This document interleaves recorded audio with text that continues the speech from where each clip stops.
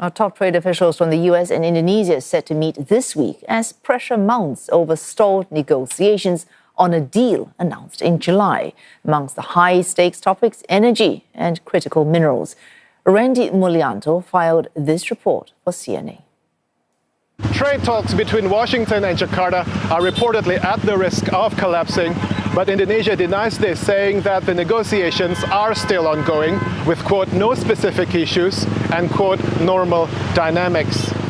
U.S. Trade Representative Jamieson Greer, meanwhile, declined to discuss confidential details of the trade talks, but confirmed that he'll be discussing the matter with his Indonesian counterpart, Mr. Airlangga Hartarto. Earlier media reports had suggested that Indonesia was resisting demands, particularly on energy and critical minerals, amid concerns about straining ties with China and Russia.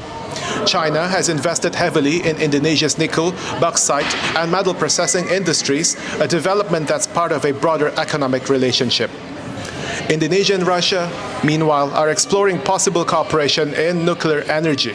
On Wednesday, Indonesian President Prabowo Subianto met with his Russian counterpart, Vladimir Putin, in Moscow, and he has visited Russia 3 times as the country's head of state since October 2024.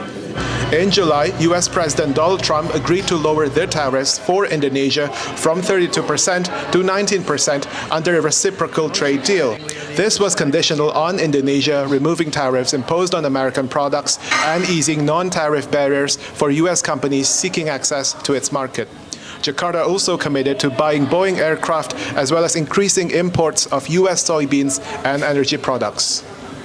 A final trade deal remains under negotiation, and it's unclear how soon this agreement will be reached, even as Indonesia and the US prepare for a virtual meeting between their chief negotiators on Thursday.